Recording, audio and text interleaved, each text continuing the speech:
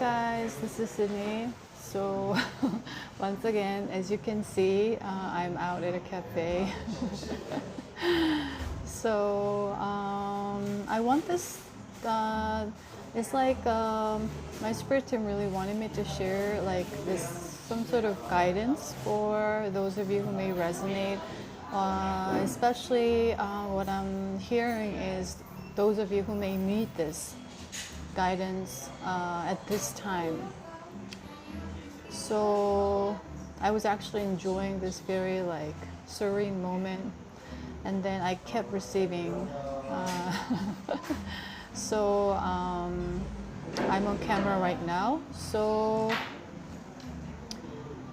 I want this to be as if we are like having a chat or like a coffee or something of that nature. So I want you to feel relaxed. If you are feeling called to connect with me and connect with the message or the guidance here.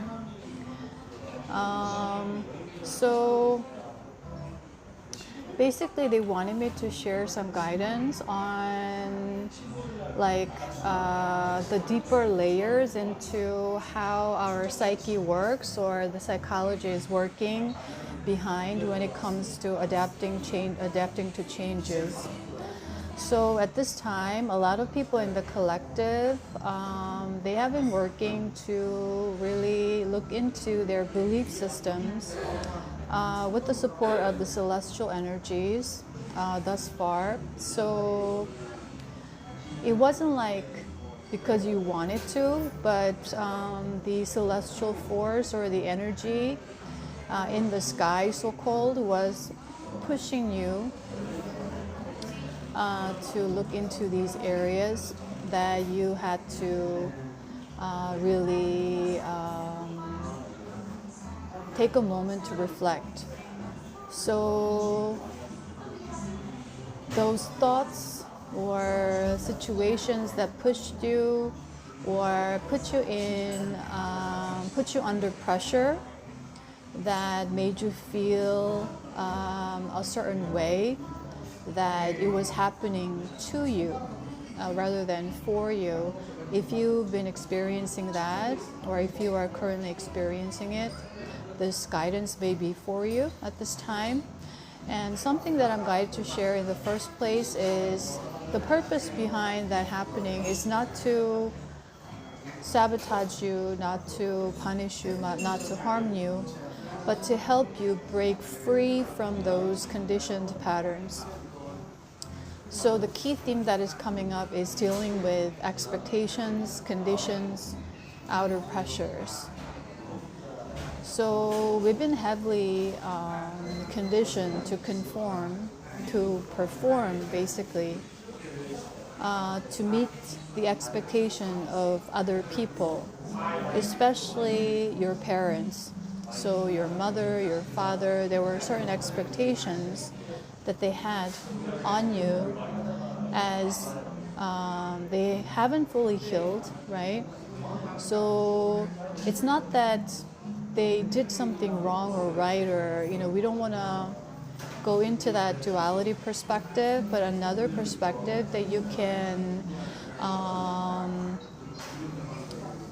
would say, embrace to help serve the situation, to help serve you, is that that's all they knew, and they thought that it was love, but it was very much conditional, because that's what they've been receiving from their parents or from the adults, caretakers when they were growing up. So you want to look at it from more like a compassionate perspective instead of judging them, because whenever the moment we start to judge, especially towards our parents, there's a lot of attachment involved. So it feels like, especially when it's karmic, you feel like you owe them, or they feel like you feel like they owe you something. So this dynamic in the first place creates a lot of anger coming up, the energy of resentment. And then on a subconscious level, during that time, what's happening is there's a lot of shame and guilt beneath the surface. Meaning, beneath the anger that's on the surface, what's hidden is through the conditioning, you felt like constantly you didn't meet their expectations. You weren't being good. You weren't being this. You weren't doing that. So there's a constant pressure to perform. With that, you were carrying the subconscious energy of shame and guilt within. It's like what's beneath the surface, meaning like this kind of the image, like the iceberg, right? We see on only the top. Top is explosion, like anger, resentment, right? That survival instinct or fight or flight, meaning to fight or defend yourself, like that's immediately coming up. But then what's beneath the surface is a lot of self-guilt and shame for not performing up to their standards or expectations, and that it creates self-judgment within yourself, that creates a self-image or the narratives that's creating limiting beliefs within your energy field on a subconscious level. That's all beneath the surface. So they want me to break this down for anyone that needs this guidance at this time, so they can really use this information to help them reflect better, to release whatever that's limiting them, okay? So beneath the surface, you have this shame and guilt, and that's creating you being unworthy and you being undeserving of all the goodness, basically. So you feel like you don't deserve this good treatment. You don't deserve abundance. You don't deserve the goodness of life on a subconscious level, you see? So that's how tricky and sneaky these energies are on a subconscious level. So you don't even realize that this is playing out. That's why a lot of people in the collective, they want abundance. They want to have this life where they feel free and abundant and joyful and all that. Is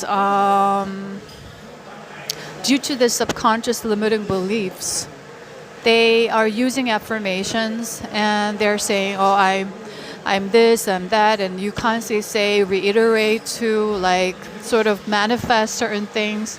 But unless you go down into the subconscious, your frequency stays the same.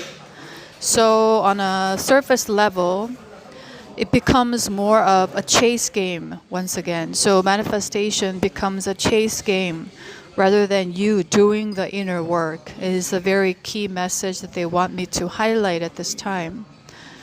So if you want to manifest something, write this down, say these things, which is part of the technique. But fundamentally, you have to shift your energy. And by doing so, or by rebuilding the foundation, everything settles in and manifests more quickly is what I'm guided to share. So, because when the foundational inner work has been procrastinated or overlooked or bypassed, however you resonate with these words, you are doing all these techniques that you've been learning, which it was sort of created out of more like sales tactic of chasing after the quick fix and creating this illusion that when you do that, you're going to get what you want. That mentality that's based, rooted, or in the old business idea dynamic, and we need to shift this energy is also what I'm guided to share. So take however resonates for you. So there's a lot of that shame and guilt energy, and you need to work with that. So how that works is because basically you still want to use that technique, but at the same time you must go into doing the inner work. The shadow work is what I'm going to share. You cannot skip it. You cannot bypass it. You cannot overlook it, or you cannot justify yourself that you've done the work, or you already have dealt with that, or something of that nature is coming up for anyone that may be resonating at this time, because it creates a lot of cynicism, a lot of pessimism, because you do this technique over and over and it's not working, nothing's happening.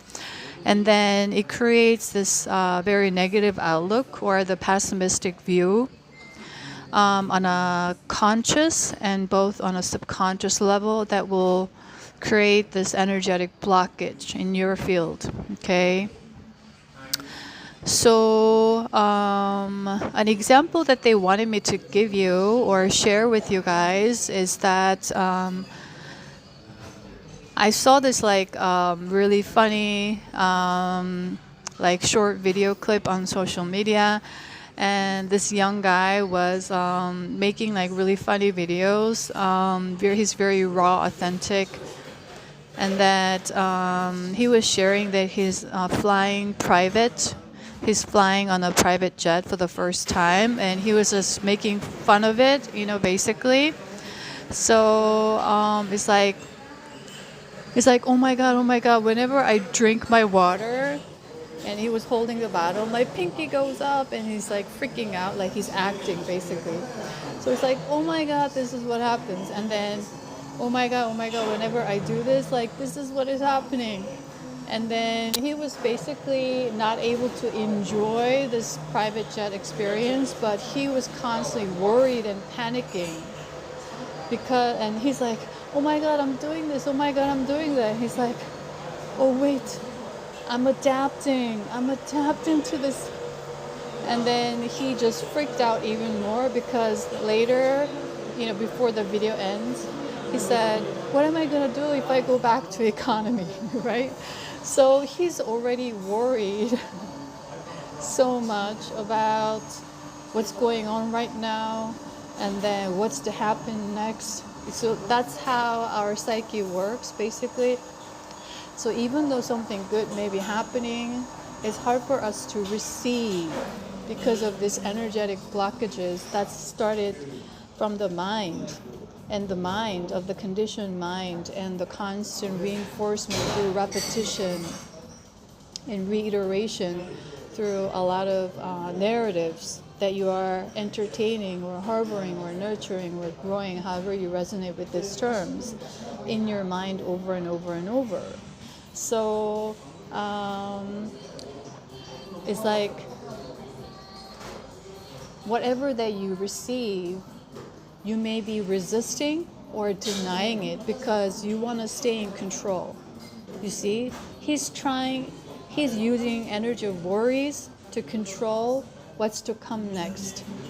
So he's lowering his expectations, or he's creating self-pressure that he needs to lower his expectations and keep doing it this way, and by trying to control every moment, every second, he is saying no to receiving all the abundance and allowing himself to enjoy and feel the joy, and also allowing himself to feel grateful for this experience, meaning allowing him to be in this present moment. He goes back to the past and goes to the future, back and forth.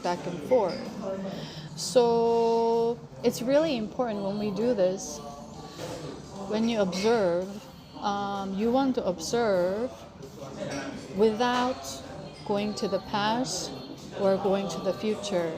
And the ego mind is very easy to go to those moments because it wants to stay controlled. So that's something that you may resonate if you are connecting with this energy and the message and guidance, is what I'm going to share.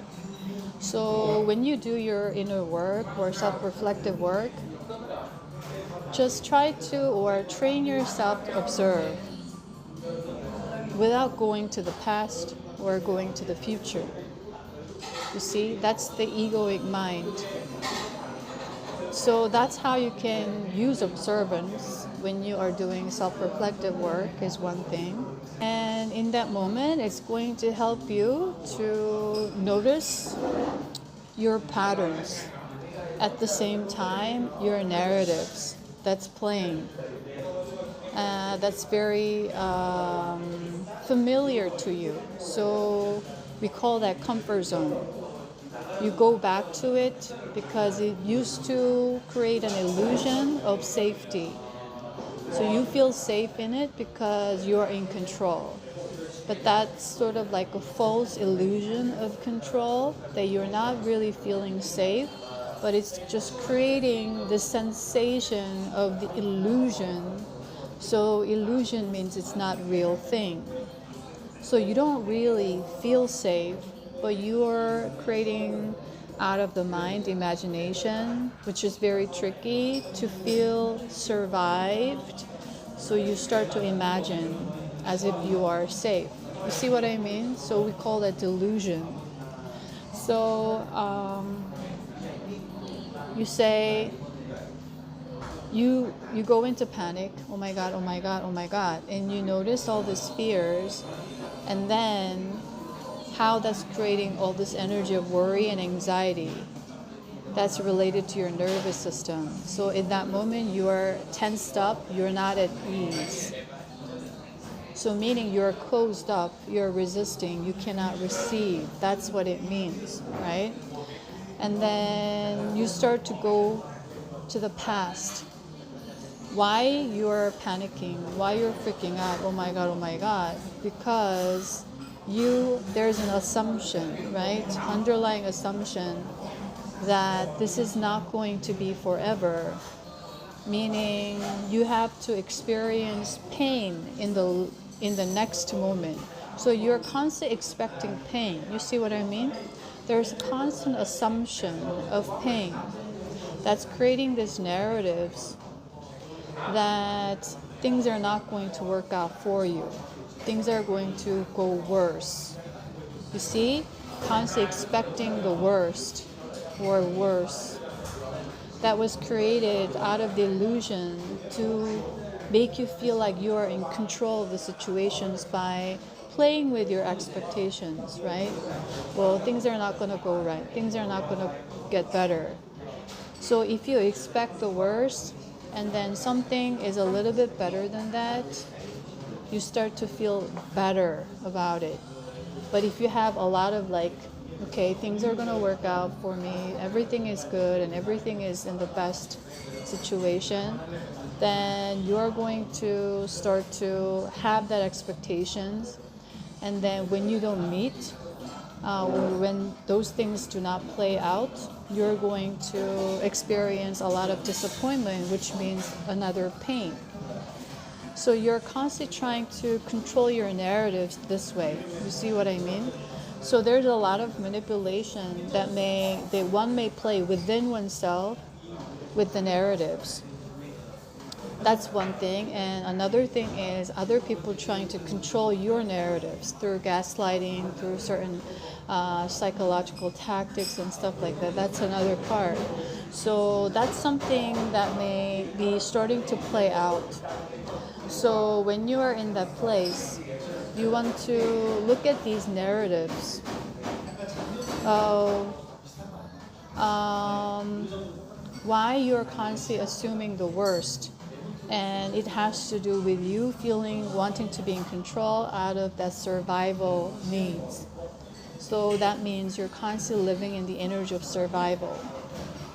Meaning you are constantly being triggered to fight, to get what you want, or defend yourself of what you have, which means attachment, which means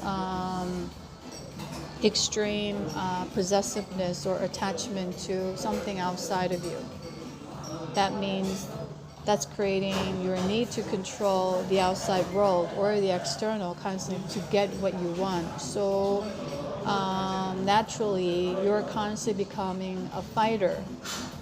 You see what I mean? You feel like you have to fight for what you want rather than allowing or easing things to come to your life. So you may want to look into this area if you resonate, is what I'm going to share. And so another example was like I was shown this like travel show, and he's like kind of well-known travel YouTuber, and now he's on like a lot of TV shows now, like in Korea. And it was part of the TV program he was on, and it's another like form of like travel show. And then in that show, he was called to go visit this Macau, and he had to like pick a card with like his guest, and then they ended up going to to go to Macau to experience 5-star hotel like dining experience. So it was like very like super so-called high-end like luxury Michelin star, like all that kind of stuff, like in human language terms, right? So with his guest, they were like presented with like really fine dining, like everything is served to him and everything is delivered to him, and he's experiencing at the end, and he said, oh, I shouldn't get used to this. So in that moment, what he's doing is he's used to traveling like to remote places and like connect with the locals, like everyday life, and eat street foods and all that kind of stuff. And he's not used to this kind of environment, and perhaps he may prefer to have those kind of street experience more than like this kind of luxury experience. I don't know, but at the same time, he wants to stay centered, right? But how the mind works is that it's very hard for us to allow ourselves to experience this kind of, or allow ourselves to receive this gift or this luxury or abundance or help or however it is. And this idea of luxury and abundance can mean different things for different people, right? Even though there's like a collective image that we've been conditioned with in the commercialism and capitalism, but apart from that, there's everyone has their own unique definition. So this is how tricky the mind is. So being centered doesn't mean it's very different from staying in control. So being centered means you allow this experience, right? You enjoy that experience and you are grateful for the experience rather than, oh my God, I shouldn't get used to this. Or I don't know if I deserve this. I don't know what I did to deserve this. Something of that nature. Look at those narratives in that moment. What you are reiterating to yourself in that moment is like, you're saying no to this. You see what I mean? So that's how tricky our mind plays. Even though you wanted something of that, when you're actually given this opportunity, when we go into the ego of the fear, it starts to activate and wanting to control.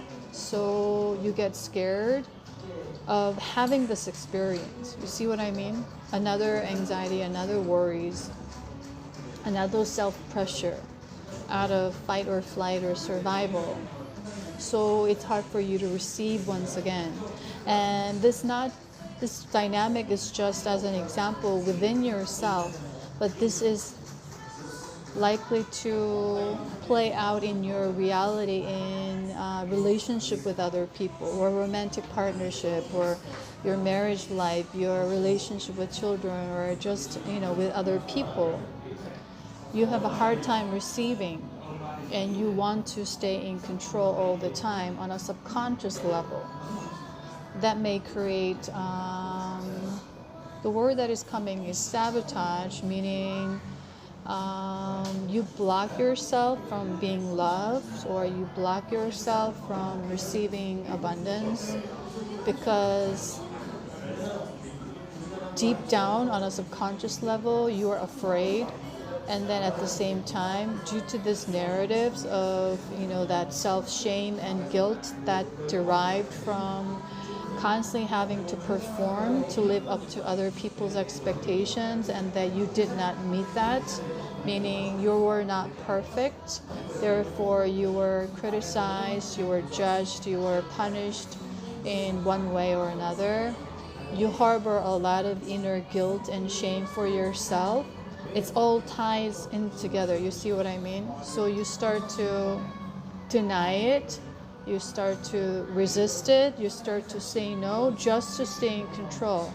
And that means there's the fear that you need to work with, there's that insecurities that you need to work with, that you need to anchor down, that feelings of security within, that you no longer create these illusions or the false illusions or these narratives that blocks you from receiving the love or the abundance or however it is.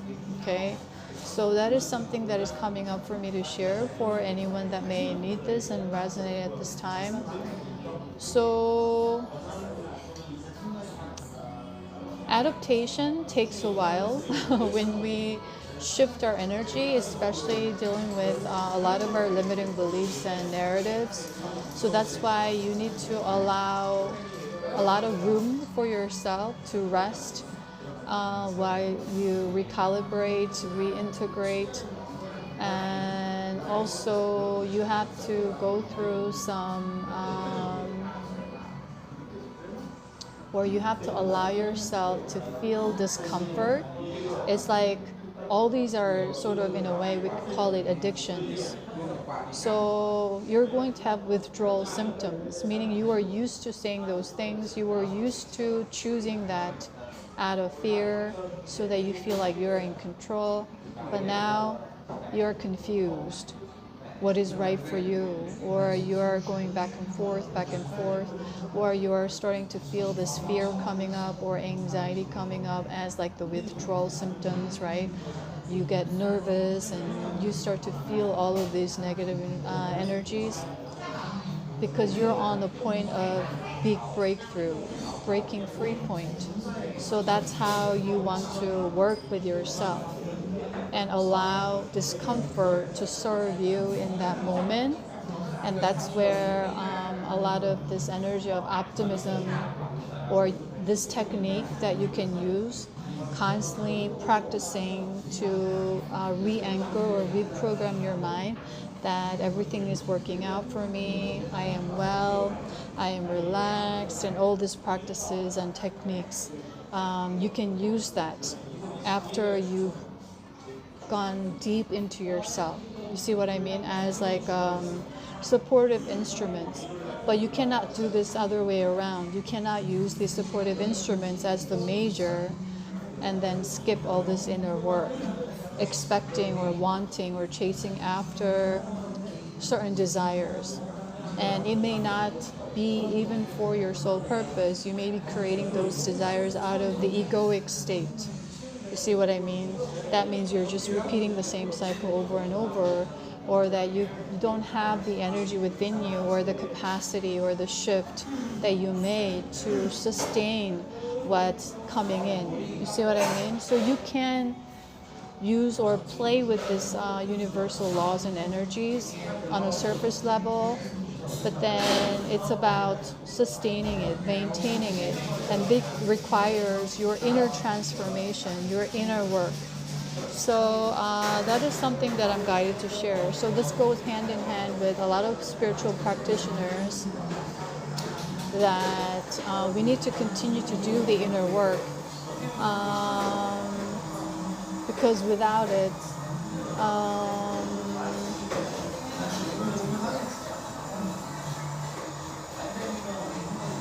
what's the word? Basically, you need to do it to serve humanity.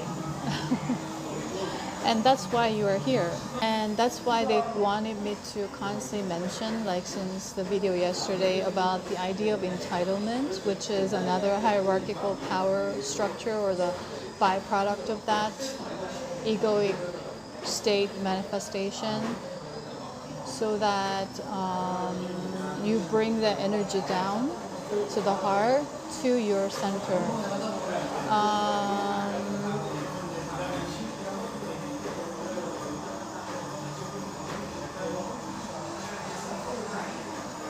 So you are not sending or adding energies to the old energy that the Gaia is trying to release at this time.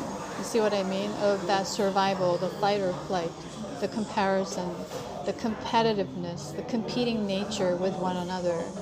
Because basically when one is extremely admiring someone, looking up to someone, that means the opposite end is looking down on someone as much as you are looking up to someone. You see what I mean?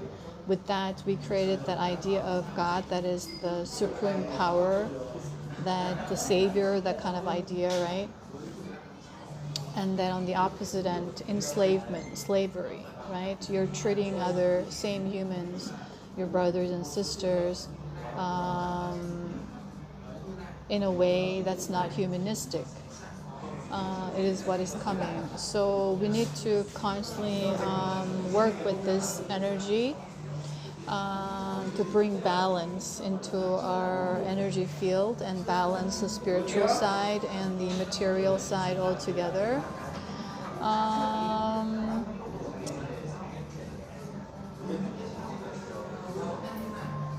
And that through inner work, one needs to continuously embody authenticity and allow oneself to come out of these like egoic narratives and desires and all this like shadow work, so that you are fully embracing your uniqueness, your unique gifts. When you are in a competitive energy, comparing energy, that means you're chasing after someone's unique gifts. You're chasing after someone's unique abundance, or you're chasing after someone's unique lifestyle, or however it is. You see what I mean? And that means the assumption lies that you're not better than them. You see, that's why you compete. And the ego wants to dominate. So you are constantly chasing after this energy. To be like someone, or to justify that you have those things too. You have those gifts too. I'm like them too. I have, this too. I have that too, which is a lot of hatred within oneself, meaning dissatisfaction, discontentment on a subconscious level, that I don't have what they have. You see what I mean? That means injustice and unfairness. With that, the anger, the resentment. So therefore, it triggers again to fight. And you observe, you perceive those people, or that whoever that you're targeting to compete against or compare against, as an opponent. You see what I mean? And on a psychological level, on a mental level, energetic level, you start to compete, meaning you start to fight. You see what I mean? So that it would appear, or the camouflage is the word that is coming. Like you would appear as the best friend, or the best fan, the biggest fan, whatever. Deep down, energetically, you are competing. You are jealous. You see what I mean? So this energy is very commonplace on Earth at this time, due to all this like survival traumas that we've been inherited with. So that's why there's a lot of saying, if you smell something fishy, basically, right? that is usually so-called who used to be your best friend, who used to be this best something that you were close by, they stab you in the back, or they go against you, or when you need something and your life becomes worse, they're never there to support you, or something of this nature, right? Because when things are good, they want to be part of you. When things are not good, it no longer serves a purpose for them, right? So that's how you could see that as something sad from a human perspective, but actually it's how the energy works on Earth, and that's why the school, the Earth school, is the hardest to graduate. But you chose to participate and you came here because on a soul level you believed that you have all the capacity, you have all the abilities to navigate through the shadow energies, this tricky, or the tricksters, or this snakes in the field, so to speak, right? So you're just in the process of remembering, and I'm here to just help you remember basically what your soul already knows. Okay. As a person who went through like this shadow work, this inner work, and I'm constantly guided to look into myself, center myself, stay present, and a lot of distractions around coming, right, to notice and to stay focused and all of that. It's a day-to-day work, and that's why, just as a reminder, to take everything lightly and not take things too seriously, right? And have a laugh about it. So how that helps is it keeps your energy vibration high. When you laugh, your vibration rises, right? When you get really serious about it, you get into the head, digging and digging and digging and digging without observing, you see? So analysis paralysis. You see what I mean? The difference between analysis paralysis and observation from a neutral perspective without going to the past or going to the future is a very different state. You see what I mean? To observe, you need to stay present. So you need to align your energy first in order for you to effectively reflect. See what I mean? So that you don't get distracted, you don't get sidetracked with this egoic energy, and then constant analysis, and then constant focus on quick fixes, meaning you're chasing after outcomes all the time, which is going to trigger someone to go back to the past or the future or both, and constant comparison with where you are, how you used to be. You're worried about how things are going to be, so you need to control and all of that. So this is just all part of the process, and sometimes we need to get rid of something that's negative. Sometimes we need to get rid of something that we thought was good. You see what I mean? So there is a constant evolution. So it's kind of a red flag when someone says, I've done all the work, I'm free from all of that, I don't need to do that work anymore, blah, blah, blah. The humility is very much required for you, for any spiritual guidance, to constantly evolve, right? So, or if you find yourself saying that, or if you find yourself that you've been saying that and you're taking notice of it all of a sudden, you get back to your center, okay? Get back to your center and remember who you are. Remember your soul. Remember your spirit that is eternal. infinite, limitless. That means you're a constant change. You're a constant motion in change. That means your constant evolution. That means your constant transformation. That means your constant learning and growth. You see what I mean? And we call that humility.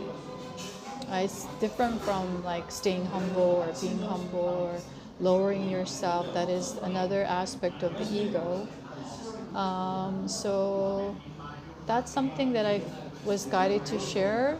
So I hope this guidance helps for anyone that may resonate and need this at this time. So with that, I wish you a beautiful day wherever you are, and whatever work that you are doing, whatever that you may be going through, you can practice approaching from a perspective of self-love, that I am teaching myself how to do this again. I am learning how to do this again like a little baby, learning to flip your body, learning to crawl again, learning to stand up again, learning to take that first step again, and then get used to taking a walk again, get used to running again. You see what I mean? It's all step by step. So I don't want you to get too harsh on yourself or feel bad for having those thoughts or having these energies with you. Get rid of those guilt and shame and self-judgment, and allow yourself to just learn and grow like a little baby over and over. So that's how we evolve in different cycles, seasons, and phases. So I hope this message helps, and I'll see you in the next video, guys. Bye.